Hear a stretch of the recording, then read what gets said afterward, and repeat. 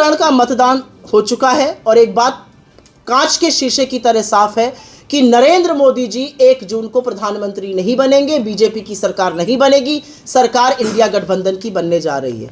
नरेंद्र मोदी जी के पैरों के तले से जमीन खिसक चुकी है। असलियत यह है कि संविधान के खिलाफ जो साजिश रची जा रही थी, आरक्षण के खिलाफ जो षड्यंत्र रचा जा रहा था, जो बेरोजगारों को, महिलाओं को, गरीबों को, किसानों को, श्रमिकों को वंचित करके जो 10 साल राजनीति करी गई, उसका अंत होना है और अब न्याय होगा। और न्याय जिस तरह की बात हमारे घटक दल कर रहे हैं, जिस तरह की बात कांग्रेस पार्टी कर रही है, 30 लाख सरकारी नौकरियों की, महिलाओं के खाते में डायरेक्ट पैसा जाने की, 1 लाख रुपए साल, डिग्री और डिप्लोमा धारकों को 1 लाख की अप्रेंटिसशिप देने की बात, किसानों को कानूनी गारंटी की MSP देने की बात, उनकी कर्जा माफी की बात, श्रमिकों में मनरेगा का मानदेय 400 रुपए कर देने की बात, गिनती करने की बात, कास्ट सेंसस करने की बात। हमारा एक अकेला विश्व में देश है जिसने कोविड के बाद इस देश में जनगणना नहीं हुई। इधर उधर की झूठी बातें, इधर उधर का रागलाप करके जनता मोदी जी से चंगा चुकी है और मोदी जी भी जानते हैं कि तीसरे चरण के मतदान के बाद झोला उठाने का वक्त आ गया है।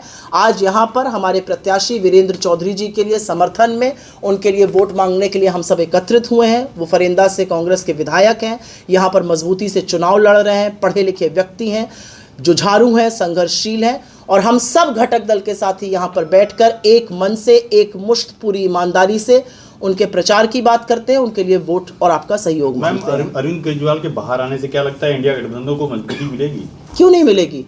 मुझे लगता है इंडिया गठबंधन को मजबूती मिलेगी। इस देश में जो संविधान में जो लोग आस्था रखते हैं उनको मजबूती मिलेगी। आप सोच सकते हैं कि लोकतंत्र में, भारत जैसे लोकतंत्र में 2-2 मुख्यमंत्रियों को जेल में डालकर चुनाव लड़ा जा रहा है। ये कौन से तरीके हैं? आप सोच सकते हैं कि चुनाव के जस्ट पहले सबसे प्रमुख विपक्षी दल के खाते सीज कर दिए जाते हैं। आप ये सोच सकते हैं कि मुख्य धारा के मीडिया को पूरी तरह से ब्लैकआउट कर देने के निर्देश दिए जाते हैं। ये अलग बात है कि मीडिया अब आपकी बात सुनने को तैयार नहीं, क्योंकि अब आवागमन की बेला है तो मीडिया भी थोड़े अपने तेवर दिखा रहा है। नरेंद्र मोदी जी ने अडानी और अंबानी का इतना बड़ा नाम लिया, भ्रष्टाचार का इतना बड़ा आरोप लगाया, कहा बोरों में भर भर के, टेम्पो में लाद लाद कर काला धन बांट रहे हैं, लेकिन आप जैसा प्रबुद्ध वर्ग उनकी बात पे कुछ कर ही नहीं रहा है। टीवी डिबेट ही नहीं हो रहा है, ED CBI उनकी बात नहीं सुन रहा है, क्योंकि अब आने जाने की बेला है तो जाते हुए प्रधानमंत्री की बात अधिकतर सुनी नहीं जाती है। प्रधानमंत्री 400 पार की बात कर रहे हैं, वो कहते हैं सारे भ्रष्टाचारी एक मंच पे आ गए हैं, क्या कहेंगे? प्रधानमंत्री 400 की बात कर नहीं रहे हैं, कर रहे थे।